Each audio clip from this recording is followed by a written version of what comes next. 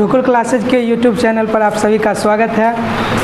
आज हम लोग 12वीं के एक महत्वपूर्ण टॉपिक सेल्फ इंडक्शन स्व प्रेरण के बारे में समझने का प्रयास करते हैं। पीछे के टॉपिकों में हमने पढ़ा था एडी करंट, फैराडे लॉ और लेंज लॉ। इस तीनों को अगर हम लोग कंबाइंड रूप से देखें तो हमने पढ़ा था फैराडे एक्सपेरिमेंट या फैराडे हैंडी एक्सपेरिमेंट ऑब्जर्वेशन के आधार पर फैराडे साहब ने लॉ दिया जिसे हम लोग लॉ ऑफ इलेक्ट्रोमैग्नेटिक इंडक्शन के नाम से जानते हैं। इलेक्ट्रोमैग्नेटिक इंडक्शन किसी भी कॉइल में शुरुआती जो था वो ये था कि रिलेटिव मोशन अगर कॉइल और मैग्नेट के बीच में है तो यह निश्चित रूप से कॉइल में करंट उत्पन्न होती है जिसको हम लोग कहते हैं इलेक्ट्रोमैग्नेटिक इंडक्शन। और इस प्रकार से जो ईएमएफ इंड्यूस होता है उसको इंड्यूस्ड ईएमएफ और जो करंट उत्पन्न होती है उसको इंड्यूस्ड करंट कहते हैं। पुनः फैराडे ने इसको बताया कि यह कितना करंट इंड्यूस होगा, कितना ईएमएफ इंड्यूस होगा। E बराबर d∅/dt और कब तक होगा तो जब तक फ्लक्स चेंज करेगा। और इस दोनों बात को मिला करके जब हम लोग देखें तो फाइनली हमको मैथमेटिकल इक्वेशन प्राप्त हुआ E बराबर -d∅/dt। चूँकि लेंज लॉ ने कहा कि यह जो करंट इंड्यूस्ड होगा यह इस प्रकार से इंड्यूस होगा जिसके कारण यह उत्पन्न हुआ उसी का विरोध करेगा। यही आपका लेंज लॉ था। और यहाँ से एनर्जी कंजर्वेशन के टूटने की थोड़ी सी संभावना लग रही थी, जिसे हमने समझा कि वास्तव में जो मैकेनिकल वर्क हम लोग मैग्नेट को मूव करवाने में कर रहे थे वही मैकेनिकल एनर्जी इलेक्ट्रिकल एनर्जी के रूप में कॉइल में करंट के रूप में उत्पन्न होती है। और इस प्रकार से लेंज लॉ जो है वो कंजर्वेशन ऑफ एनर्जी को मानता है। फोकाल्ट के द्वारा एक इसी प्रकार का करंट ऑब्जर्व किया गया जिसे हमने एडी करंट के नाम से जाना। भंवर धाराएं जो एक तरह से यह कहिए कि वह सर्किट में एक इस प्रकार का करंट उत्पन्न होती है जो उसके मोशन का ही विरोध करता है जिसके कारण वह उत्पन्न हुआ है। और वहाँ से हमने देखा कि बहुत सारी एनर्जी का लॉस है। जो भी हमारे ऑपरेटर्स हैं, जो आयरन बॉडी है उस सब में एडी करंट का लॉस है। तो एडी करंट के लॉस को ख़त्म नहीं किया जा सकता, heating effect of eddy current को। तो दूसरा उपाय हमने निकाला कि इसको कम किया जा सकता है। कम करने का तरीका हमने पढ़ा कि एडी करंट को कम करने का तरीका है कि एरिया को हम लोग शॉर्ट कर दें, एरिया को कम कर दें। एरिया को कम करने का तरीका था कि हम लोग मेटल प्लेट में थिक मेटल प्लेट के बदला में थिन मेटल प्लेट्स का यूज करें और उसको कंबाइंड करके एक मोटा प्लेट प्राप्त करें। दूसरा तरीका था कि उसमें हम लोग स्लॉट काट लें, इससे एरिया कम हो जाएगा और एडी करंट जो जनरेट होगा वह काफ़ी कम मात्रा में जनरेट होगा। तीसरा, core of transformer is laminated. Transformer के कोर को लेमिनेट करके हम लोग एडी करंट को कम करते हैं। किसी भी ऑपरेटर्स जिसमें हम लोग आयरन बॉडी का इस्तेमाल करते हैं उसके कोर को हम लोग लेमिनेट कर देते हैं। इसका वजह एक ही है कि एडी करंट को कम करने का तरीका। एडी करंट के यूज भी, heating effect of eddy current का यूज हम लोग बहुत सारे जगह पे करते हैं। इलेक्ट्रोमैग्नेटिक ब्रेक में, इलेक्ट्रोमैग्नेटिक डैम्पिंग में, इंडक्शन फर्नेस में, डायाथर्मी में, घर में जो हम लोग बिजली मीटर, एनर्जी मीटर में, मीटर के जो मेजरमेंट होती है इलेक्ट्रिसिटी का, उसमें भी हम लोग एडी करंट का इस्तेमाल करते हैं। ये सब बातें हमने पिछले क्लास में जाना, पिछले क्लास में समझा और उसी से आधारित यह ऑब्जर्व किया गया सेल्फ इंडक्शन, जिसको हम लोग कहते हैं स्वप्रेरण। स्वप्रेरण का मतलब है, सेल्फ मतलब हो गया स्वयं और प्रेरण, प्रेरण का मूल मतलब है कि किसी भी चीज़ के कारण परिवर्तित हो जाना।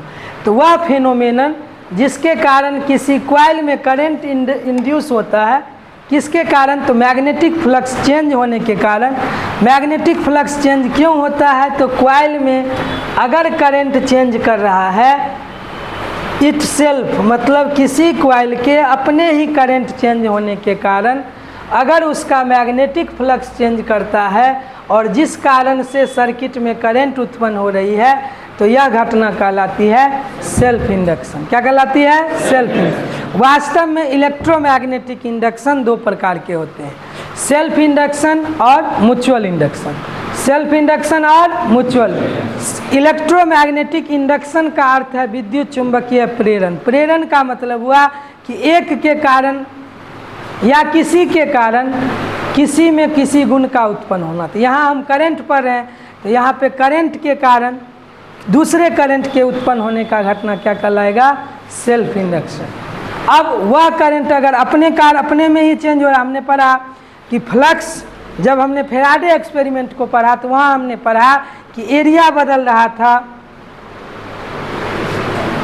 मैग्नेटिक फील्ड बदल रहा था, करंट बदल रहा था, सबके कारण करंट इंड्यूस हो रहा था। मतलब ये था कि हमने पढ़ा कि अगर चौथा चैप्टर में हमने मैग्नेटिक इफेक्ट ऑफ करंट में पढ़ा कि किसी भी कॉइल में अगर करंट प्रवाहित हो रही है, whenever there is current flowing through an electrical circuit, magnetic field is induced around it. This was confirmed by ऑस्ट्रेर। ऑस्ट्रेर ने कहा कि जहाँ कहीं करंट होगा तो करंट के कारण वहाँ पर मैग्नेटिक फील्ड उत्पन्न होगा। अगर करंट का, अगर हम लोग इस थ्योरी का इस्तेमाल करें तो अगर करंट का मान चेंज करेगा तो मैग्नेटिक फील्ड का भी मान चेंज करेगा। अगर मैग्नेटिक फील्ड का मान चेंज करेगा तो मैग्नेटिक फ्लक्स चेंज करेगा।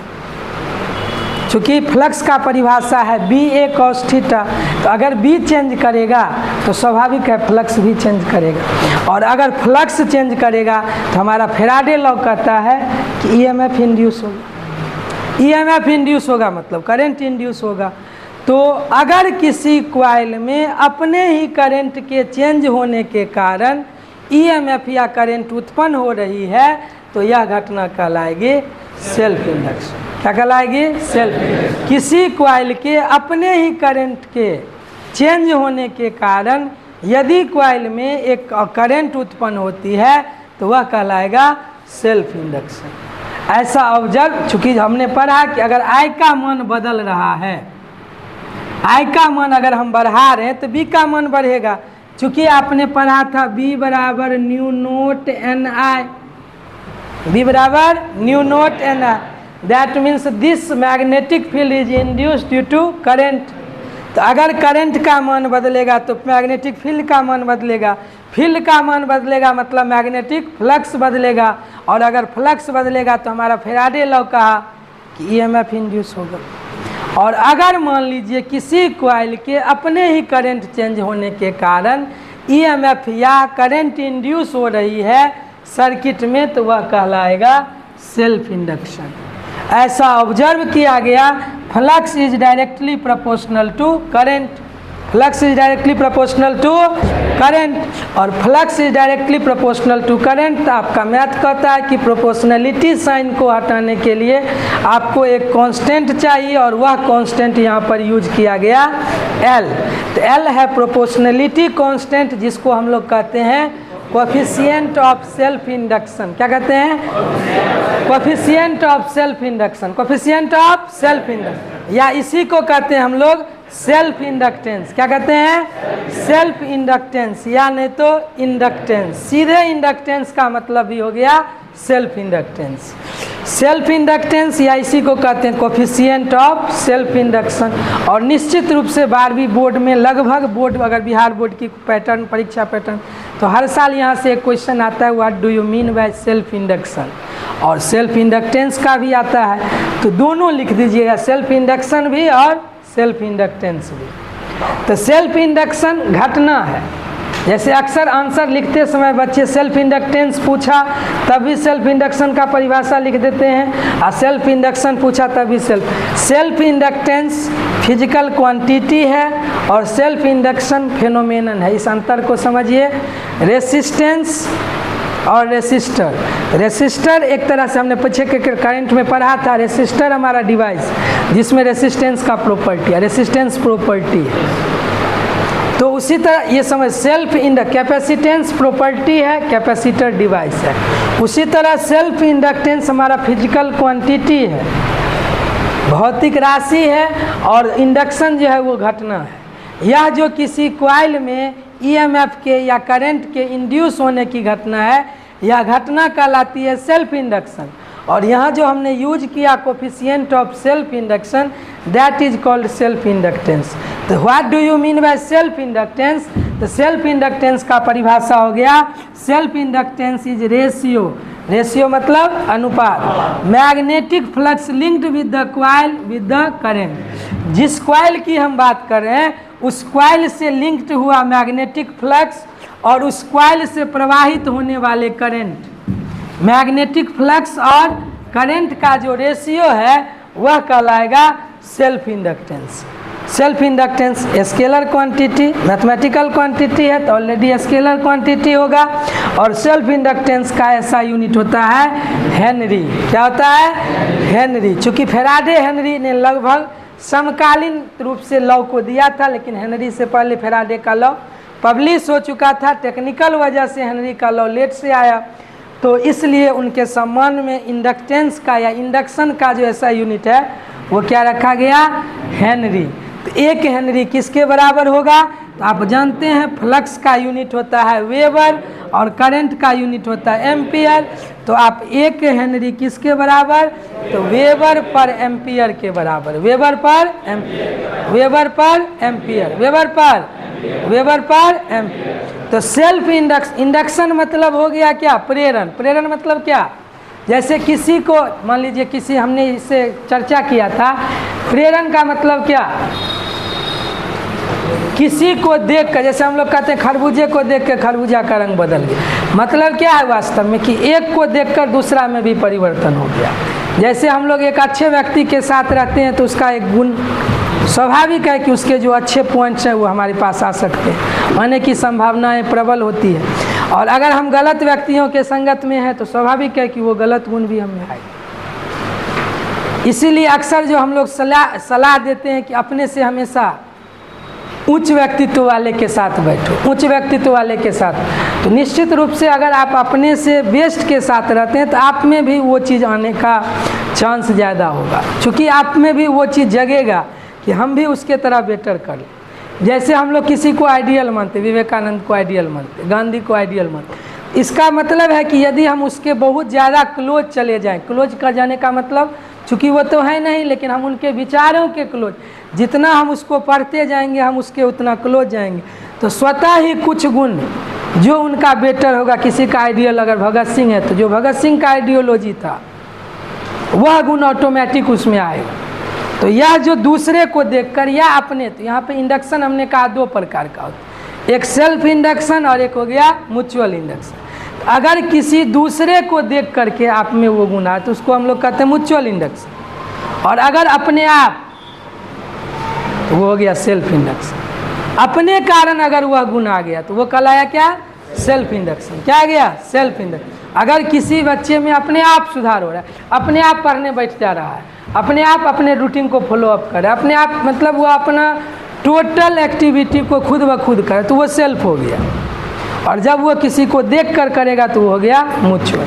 चलिए हम लोग करंट पढ़ रहे हैं और इसको करंट के भाषा में समझे। तो अगर किसी कॉइल में अपने ही करंट के चेंज होने के कारण उसमें करंट उत्पन्न होने की घटना क्या कहलाएगी? Self induction. सेल्फ इंडक्शन के लिए एक फिजिकल क्वांटिटी आया जिसको हम लोग कहते हैं कोएफिशिएंट ऑफ सेल्फ इंडक्शन, या इसी को कहते हैं self inductance. Self inductance scalar quantity और इसका परिभाषा हो गया ratio of magnetic flux to the current flowing through the coil. Coil में जो मैग्नेटिक फ्लक्स है जो उस कॉइल से संबंधित है और उसमें जो करंट फ्लो कर रहा है, इस दोनों का जो रेशियो होगा वह कहलाएगा सेल्फ इंडक्टेंस। सेल्फ इंडक्टेंस का ऐसा यूनिट होगा हेनरी। क्या होगा? हेनरी। और हेनरी किसके बराबर होगा? तो वेबर पर एम्पियर के बराबर। किसके बराबर होगा? वेबर पर एम्पियर के बराबर। किसके बराबर होगा? वेबर पर एम्पियर के बराबर। मैग्नेटिक फ्लक्स का ऐसा यूनिट है क्या? मैग्नेटिक फ्लक्स का ऐसा यूनिट है वेबर और करंट का ऐसा यूनिट है एम्पियर। तो हो जाएगा वेबर पर एम्पियर। वेबर पर, अगर हम लोग यहाँ पर अप्लाई कर दें Faraday law, Faraday law of electromagnetic induction EMI, Faraday law ने क्या कहा था? E बराबर माइनस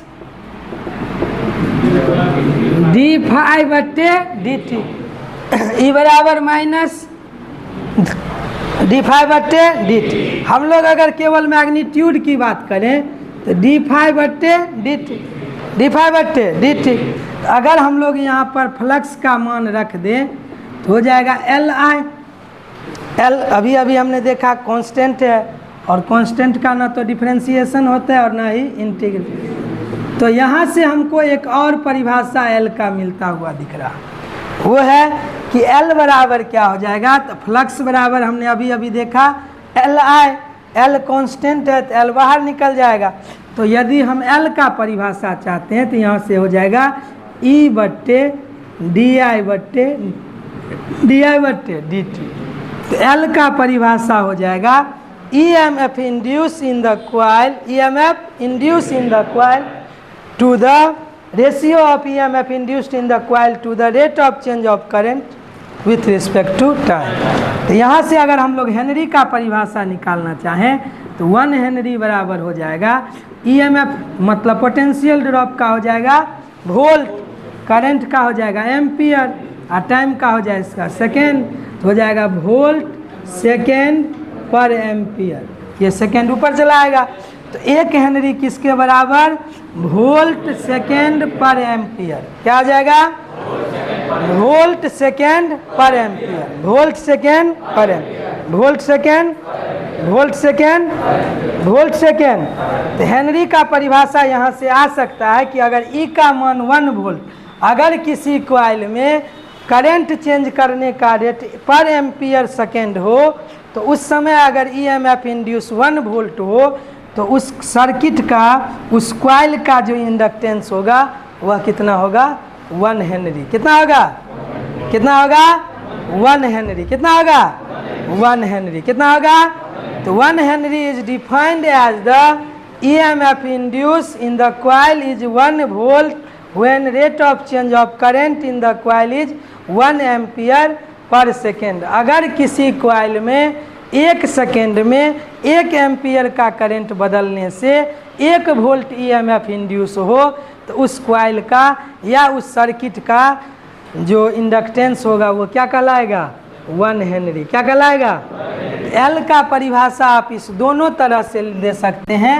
एल बराबर फ्लक्स बाय आई, या नहीं तो दूसरा एल बराबर ई बट्टे माइनस डी आई बट्टे डी टी, डी आई बट्टे डी आई बट्टे डी टी, डी आई बट्टे the ratio of EMF induce to the rate of change of current per unit time, per unit time.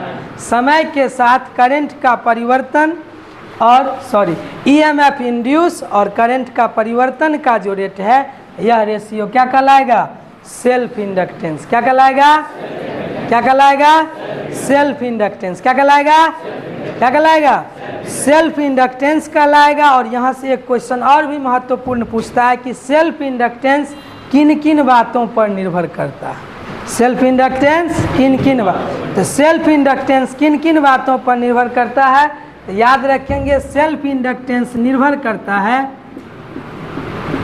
Self inductance depends upon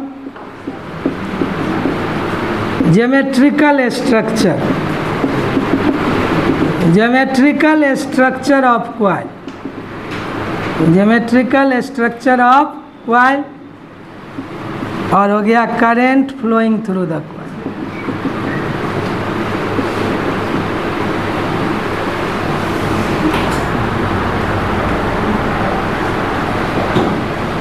और medium पर depend करता है।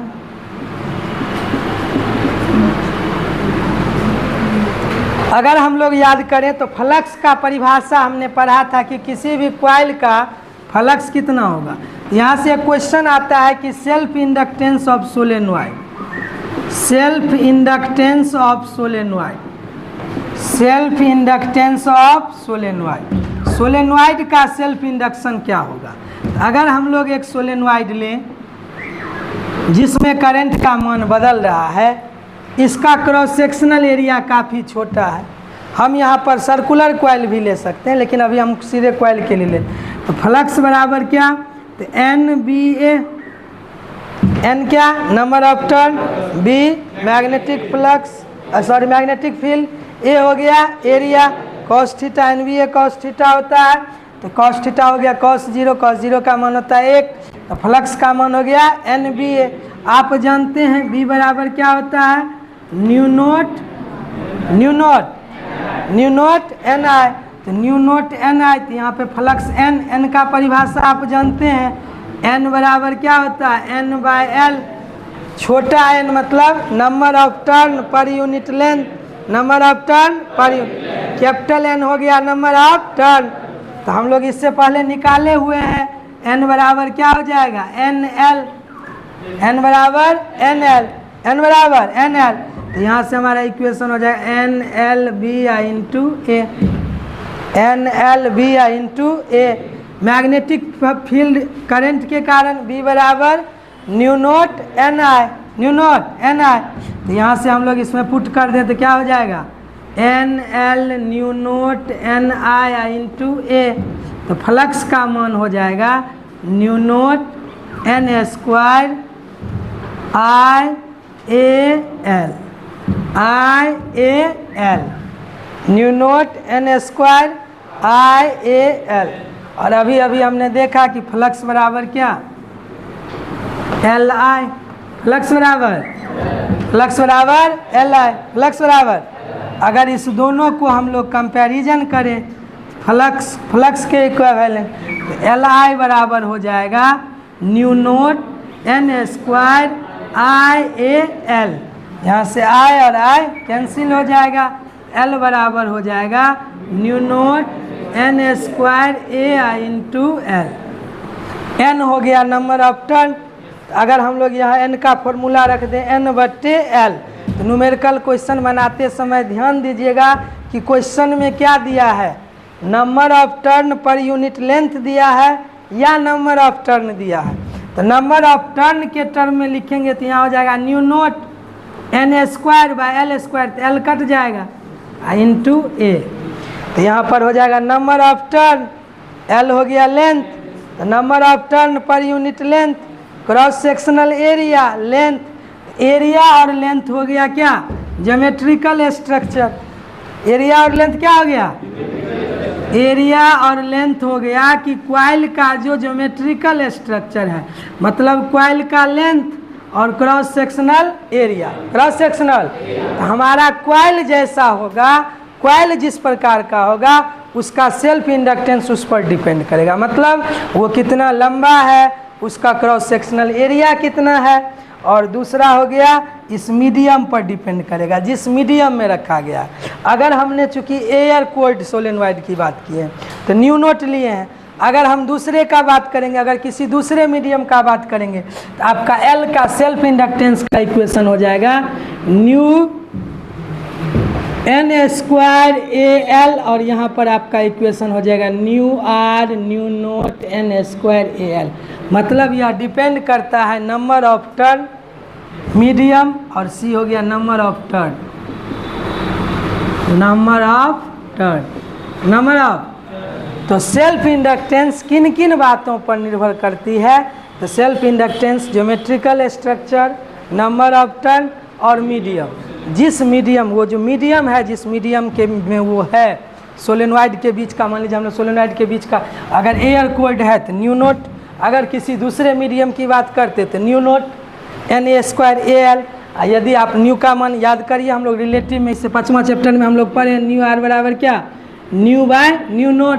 तो यहाँ से हमने प्राप्त किया था न्यू बराबर क्या, न्यू आर न्यू नोट, जिसके आधार पे हमने मैग्नेटिक मटेरियल को बांटा था डाया मैग्नेटिक, पारा मैग्नेटिक और फेरो मैग्नेटिक मटेरियल में ससिप्टिबिलिटी और परमिएबिलिटी, रिलेटिव परमिएबिलिटी के आधार पे वो मैग्नेटाइजिंग मटेरियल जितने हैं उसको क्लासिफाइड किया गया था।